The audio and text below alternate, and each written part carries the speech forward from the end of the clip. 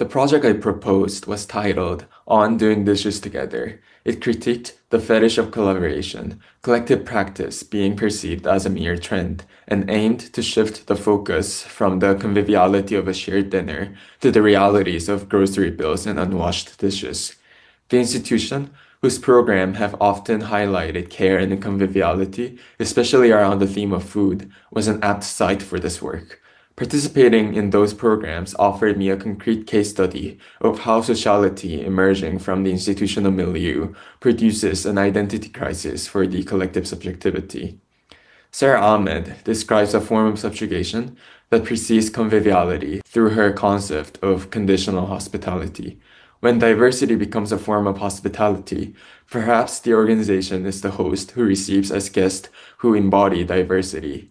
Whiteness is produced as host, as that which is already in place or at home.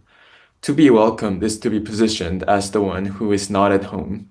Conditional hospitality is when you are welcomed on condition that you give something back in return. People of color in white organizations are treated as guests, temporary residents in someone else's home.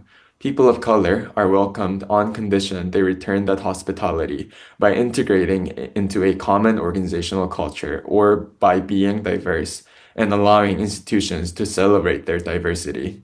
Within the institution, even the collective's proposal of doing dishes together takes place within someone else's home.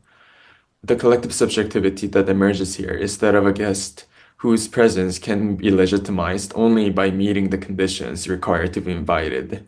This subjectivity is either recruited from individuals or produced through their transformation by the function of ideology, the imaginary relationship of individuals to their real conditions of existence. The institution is the material apparatus where this transformation takes place.